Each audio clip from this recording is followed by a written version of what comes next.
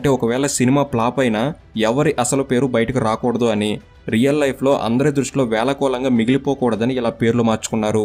ఇక షూటింగ్ ప్రారంభమైంది. సినిమా పబ్లిసిటీలో భాగంగా ఒక పోస్టర్ని రెడీ చేసి ఫేస్బుక్లో రిలీజ్ చేశారు. దాంతో డైరెక్టర్ రాజేష్ అనుకున్నట్లే కొంతమంది తిడితే మరికొంతమంది పొగడటంతో ఆ తర్వాత ఒక ట్రైలర్ని రిలీజ్ చేశారు. అది చూసిన డైరెక్టర్ రాజమౌళి గారు ట్రైలర్ సూపర్ అని ట్వీట్ చేశారు. దీంతో సినిమాకి పాజిటివ్ రెస్పాన్స్ మరింత పెరిగి ఆ సినిమాకు హైప్ వచ్చింది. ఆ తర్వాత ఒక టీవీ ఛానల్కి ఇంటర్వ్యూ వచ్చి మరింత హైప్ అయ్యారు. ఈ ఇంటర్వ్యూతో సంపుకి మరింత పాపులారిటీ వచ్చింది. నువ్వేం హీరోరా అంటూ చాలా మంది తిట్ల వర్షం కూడా కురిపించారు.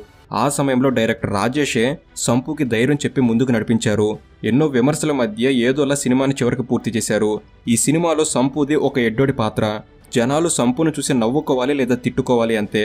ఇక ఎట్టకేలకు సినిమాని 2014లో భయంగా రిలీజ్ చేశారు. రిలీజ్ అయ్యాక ప్రజల నుంచి వస్తున్న రెస్పాన్స్ చూసి హృదయకాలయం టీం అంతా షాక్ అయిపోయారు. ఎందుకంటే ఈ